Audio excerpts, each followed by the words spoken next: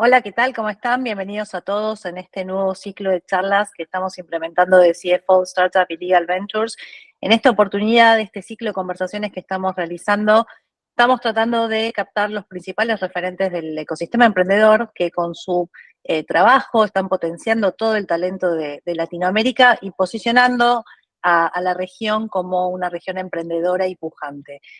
Bueno, en esta oportunidad tenemos el placer de contar con la presencia de Ezequiel, el CEO de Brevity. Muchas gracias, Ese, por el espacio y formar parte de este ciclo.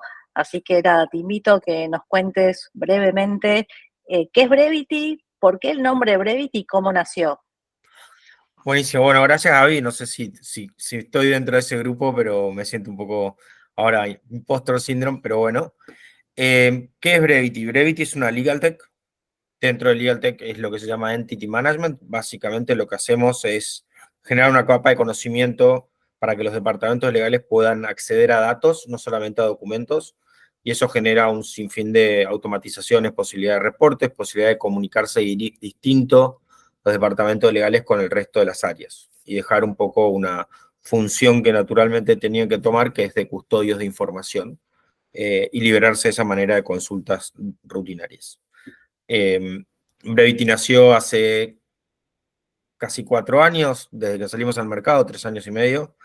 La palabra Brevity y el nombre, creo que estuvimos como 6 meses sin nombre de la startup. Eh, lo encontré, yo soy bastante fanático de la historia y en especial de la Segunda Guerra Mundial. Y, y hay un memo que saca Churchill apenas asume como primer ministro, que se llama Brevity, donde invita a que como están en épocas de guerra, las frases no se hagan one-pagers, que sean bullet points, que se hagan anexos o información que lo manden ahí, que digamos, que básicamente que se concentren 100% en lo que es importante y nada más que en lo que es importante. Entonces, eso me llevó a buscar el significado de la palabra brevity, que no es breve necesariamente, sino que es lo conciso, lo justo, lo ajustable, lo perfecto de alguna manera. Eh, y lo llevé a mi startup porque ese es un poco nuestro propósito, que lo que no tengas que hacer, que sea más elevado en cuanto a la complejidad, para lo que te entrenaste como abogado y demás, no gastes tiempo, gastes el tiempo justo y necesario y no mucho más, y ese trabajo se lo dejes a Brevity. Entonces ese es un poco el nombre y por qué y de dónde surgió. Súper interesante, ¿no? No sabía esa historia, así que nada, felicitaciones, pues la verdad está buenísimo encontrar ese significado, ¿no? Y hay un poco el interés este tuyo de implementar un poco, cambiar la profesión legal a más a lo que es el ecosistema de startup. ¿Cómo surgió este interés o qué te enamoró del mundo startup? Creo que de alguna manera fue, cuando yo lo miro hacia atrás, fue una síntesis de un montón de cosas que me fueron pasando en la vida. Eh, Yo trabajé en estudios jurídicos grandes, chicos, me independicé, trabajé como administrador de activos o empresas también, entonces fui cliente. Y durante un tiempo también me tocó asesorar a startups y a inversores en startups. Entonces yo digo que, de hecho, mi primer cliente como abogado independiente en el 2010 fue una startup y con ellos empecé desde hacerles la CSRL hasta la serie A, después en la serie B me tuvieron que abandonar. Eh, Creo que, ¿por qué me llevó a esto? Yo igual no conocía todo, en profundidad, todo lo espectacular que es el ecosistema emprendedor. Creo que me enamoré siendo emprendedor. Eh, Creo que siempre digo lo mismo, que cuando yo me decidí a emprender creí que era mucho más fácil. Creí que de alguna manera como abogados que te toca y aprendes de algunas cosas, por ahí vos lo podés vivir también como asesora de muchas startups, ves muchos aciertos y muchos errores, ¿no? Que por ahí un founder no tiene toda esa visión de tantos errores o cosas en el mercado.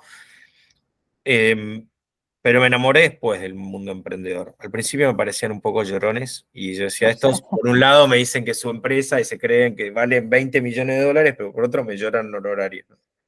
Mi interés en la tecnología es en la tecnología, pero más que nada en nuevas maneras de trabajar, en el futuro del trabajo, en la innovación. yo no sé codear, no sé, no tengo ni idea. Si me preguntás cómo es mi tech stack o qué códigos usamos, poquito sé. Pero sí, como que te dijera en el 2015, eh, por mi hermano más grande, que es muy fanático de tecnología y había ido al Executive Program en esta Singularity, me empezó a pasar las cuentas de Singularity en Twitter y fue como un rabbit hole que me llevó a empezar a entender cosas exponenciales y empezar a entender hacia dónde iba el mundo. Y en algún momento decidí ser parte de ese cambio y catalizador de ese cambio y no un actor pasivo que recibe preparándome para un cambio, ¿no? Entonces, eso fue un poco la síntesis de cómo nació Brevity y por qué me llevó a hacer esto. Eh, donde yo voy con un producto a mi mercado, voy a un producto de alguna manera desarrollado para mí. Yo uso Brevity en el día a día de las sociedades de la empresa. Y entonces, un poco todo eso. Bien, entonces como que tu principal motor de innovación dentro de este mundo de los abogados fue principalmente la tecnología y simplificar tareas y todo lo que antes conllevaba un montón de trabajo manual o ese tipo de cosas, lo capturaste a través de la plataforma como para simplificar un poco el día a día de los abogados. Correcto. En primer lugar, es una organización de datos y de información.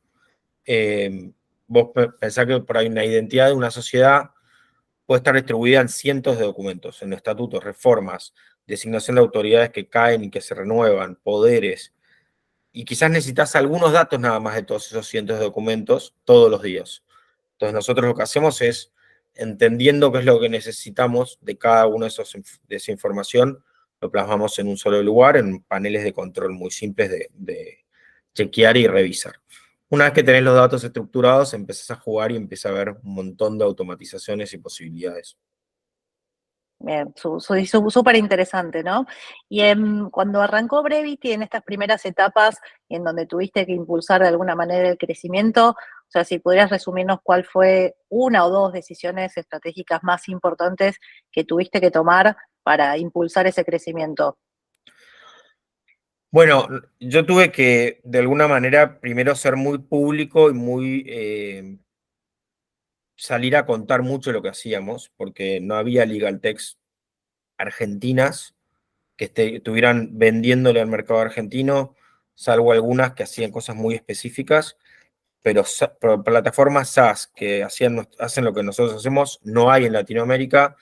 Eh, Hay otro tipo de plataformas SaaS, pero tampoco en Argentina. Entonces, para nosotros era muy importante eso, comunicar, mucho más allá de pauta, sino que fue entender con quiénes eran nuestros partners ideales para salir en prensa, para contarlo, para buscar las oportunidades. Eh, entonces te diría que eso fue una decisión estratégica muy importante, eh, porque a mí me pasó que el primer cliente en México, replicado esto a menor medida, vino de unas entrevistas en un diario especializado de Derecho. El primer cliente en Argentina fue cuando salimos en el diario En La Nación. Un poco fue saliendo así. Entonces eso fue una de las decisiones de cómo salir al mercado y cómo ganar relevancia en ese sentido. Otra decisión estratégica muy fuerte fue nosotros cambiamos definitivamente a quién le vendíamos y cómo le vendíamos.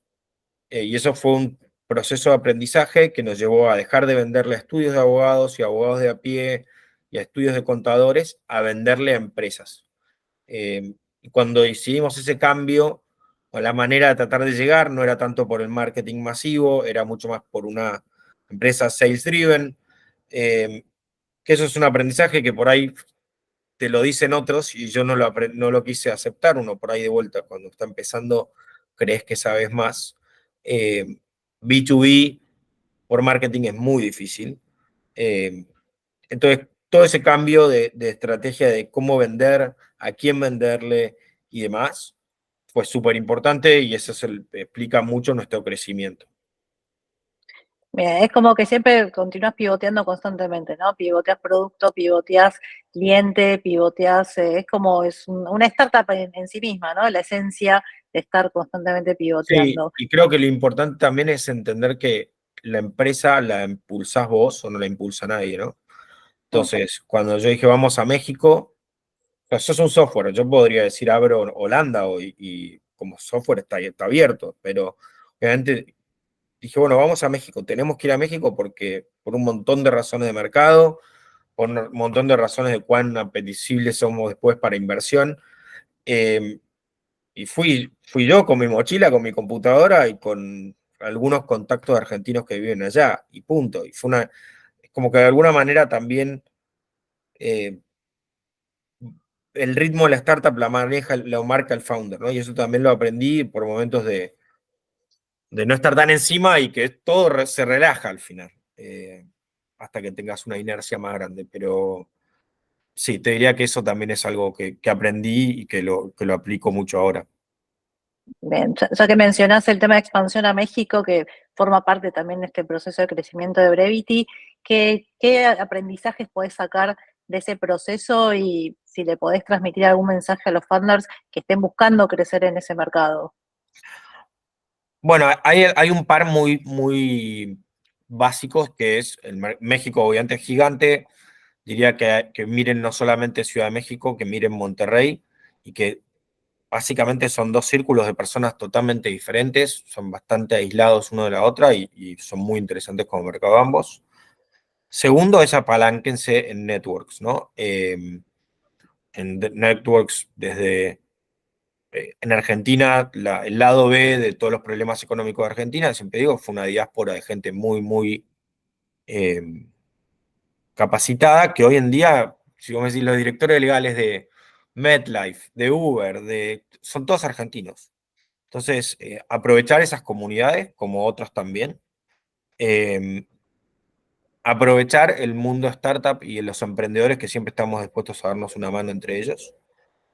Y algo que me enseñaron, que lo aprendí mucho por un board que tuve en Startup Chile, fue, tenés que, no consideres que vas a ganar plata en México durante un tiempo largo, no dependas de las finanzas, que tus finanzas no dependan del ingreso ahí, y sabe que los tiempos de México son sus tiempos y que es muy mal educado apurar y que hay que tener eh, mucha conciencia de eso. Y lo último, eh, no hay nada como que vaya al founder. Digamos, no, son un mercado gigante y con un mercado gigante por ahí nosotros no estamos acostumbrados a que venga un montón de gente a expandirse a Argentina, ¿no? Mm, Y entonces lo que ves es que hay una desconfianza natural en, bueno, vos estás acá, viniste, estás probando suerte, pero si yo te contrato y después no te va bien, ¿qué hacemos? Entonces tenés que dar una muestra muy fuerte de intención de instalarte allá o de estar constantemente yendo y viniendo y armando un equipo senior allá. bien, perfecto.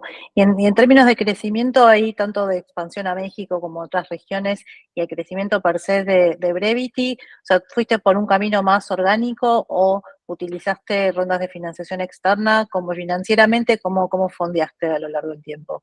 Yo tuve la suerte de, como abogado, antes de lanzar Brevity, era abogado y sigo de alguna manera ayudándolos en algunas cosas, no eran un sindicato de ángeles, pues no eran solamente para startups, pero sí eran señores que les traían oportunidades y ellos decidían o no invertir.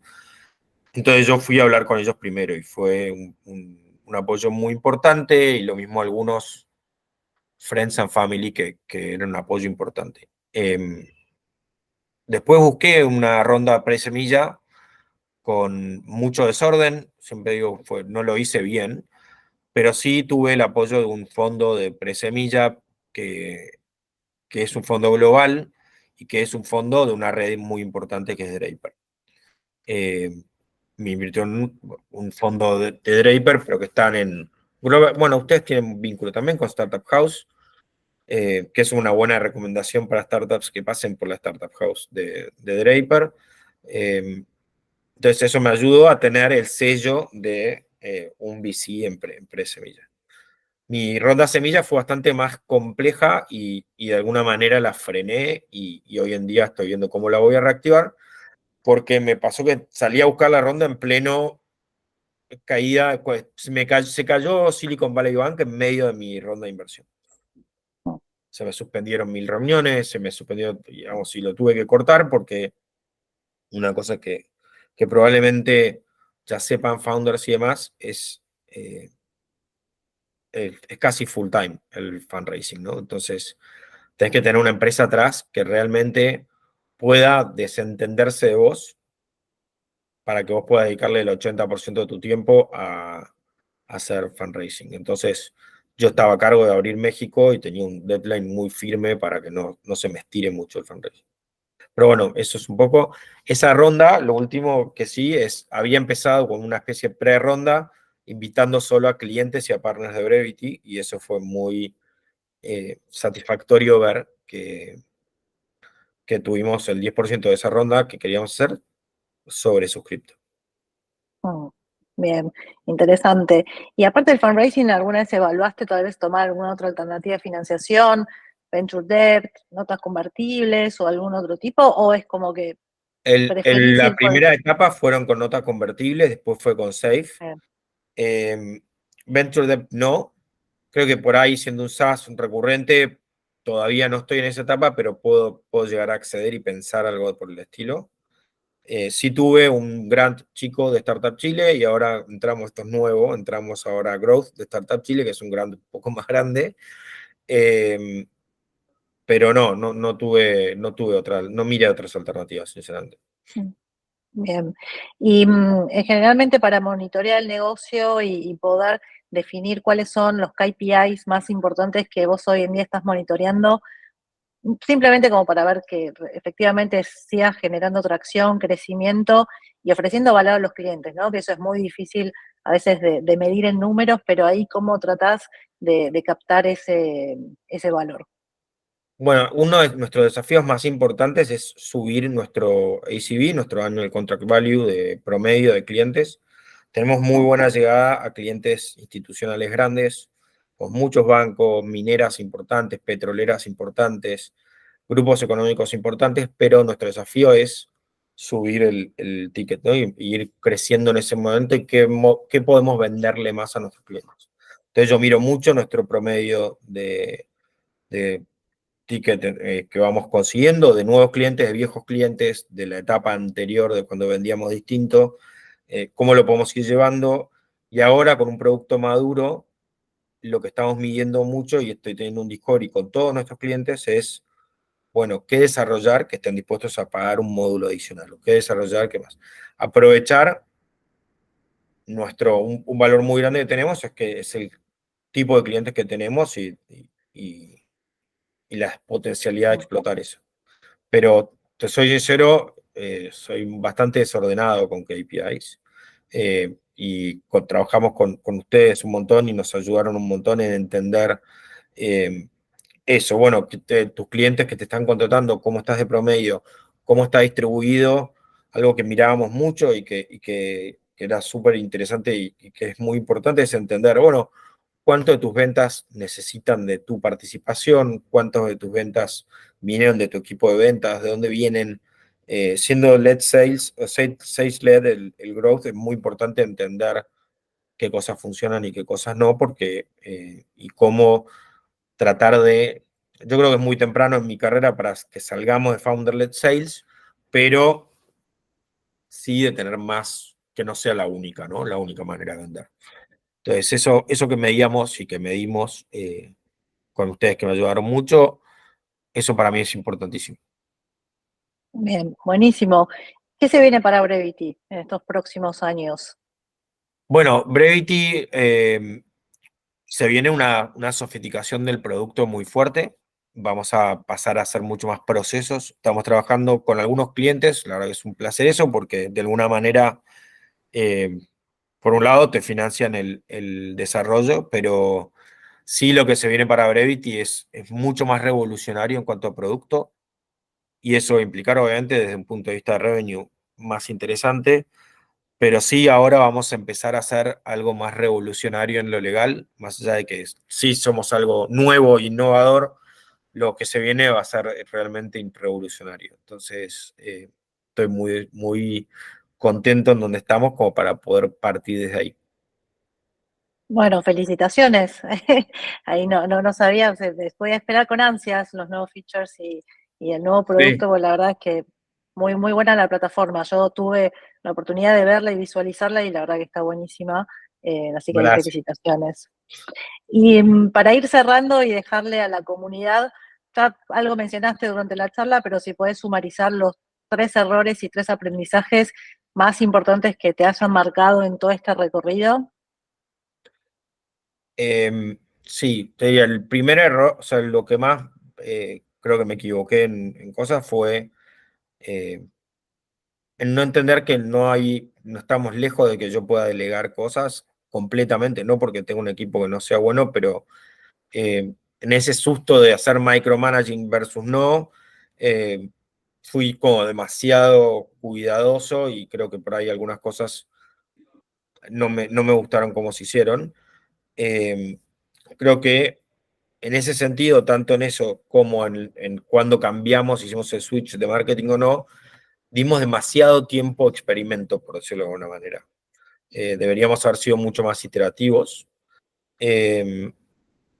Y que otro gran error, creo que fui tarde en tener a alguien que me ayude con las finanzas, que me ayude con los números, que me ayude a tener proyecciones y orden. O sea, no lo digo porque lo sean ustedes, sino porque creo que fue una falla de mi lado.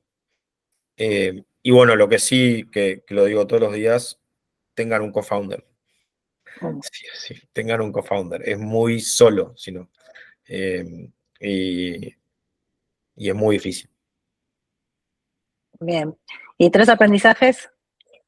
3 aprendizajes. Pedir, pedir y pedir. Saber que nosotros como founders damos y dar, ¿no? Obviamente. Pero animarse a pedir, animarse a entender que los demás te ayudan. El segundo aprendizaje fue... A ver, primer aprendizaje es ese. El segundo es, no hay una bala de plata de cómo te van a llegar tus clientes. Entonces, probá todo. O sea, yo si veo a mis clientes, mi listado de clientes llegaron por 1.000 millones de lugares distintos y vas probando y encontrás que funciona más que menos, pero sigo teniendo muy abierto a voy a dar clases, voy a dar una charla o tengo algunos mensajes en frío por LinkedIn, algunos vínculos de otro lado. Y comunicar todo el tiempo. Eso para mí es algo que hicimos muy bien desde el principio y la gente si vos no comunicás no sabe qué estás haciendo y entonces no sabe que pues, tienen una solución a un problema que a veces ni siquiera está, ¿no? Eso. Bien. Bueno, excelente, muchas gracias. Esa la verdad que es muy productiva la charla. Aprendemos todos la realidad sobre todo de tu recorrido y Brevity, que es una startup excepcional, y al techo. Así que nada, agradecerte por este espacio y nada, invitarla a toda la comunidad para que recorra un poco Brevity y que entienda qué es lo que hace y obviamente no, se ponga en contacto. Excelente. Bueno, gracias, Gaby, por la invitación, por la charla, por todo el apoyo que me dan ustedes también. Eh, También los invito a todos los que escuchen a que vean y que sepan el apoyo tremendo que hacen de CFO. Buenísimo. Bueno, te agradezco. Gracias.